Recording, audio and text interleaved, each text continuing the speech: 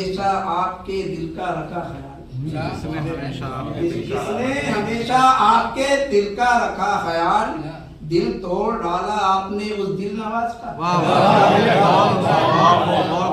जिसने हमेशा आपके दिल का रखा ख्याल, दिल तोड़ डाला आपने उस दिल नवाज का। और ये शेर जो हमारे आज का आलमिया है, देखिए इस दर्द को महसूस करने जो मैं शेर में कहने जा रहा हूँ कि दिल तोड़ डाला कि जे जाल और जात का मखरज नहीं पता, जे जाल जात का मखरज नहीं पता, कुलिया बिगाड़ रखा है हमने नमाज का।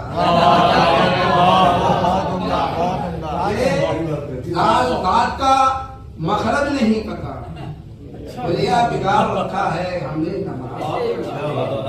और कर देगा बेनियाज जमाने की फिक्र से, कर देगा बेनियाज जमाने की फिक्र से।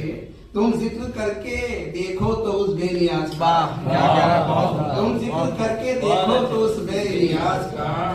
और इस दौर का वली है वो इस दौर का कुतुब, इस विलायत के पैमाने बदलते रहते हैं जो हमारे बुजुर्ग यहाँ बैठे हुए हैं। हमने सुना है, आप लोगों ने भी सुना होगा कि, और लग रहा है कि हो सकता वो दौर आ चुका है कि चौराहे पर जिनाकारी होगी। और उस दौर के अंदर जो शख्स ये कह देगा कि भाई आप लोग साइड में होकर इस काम को दे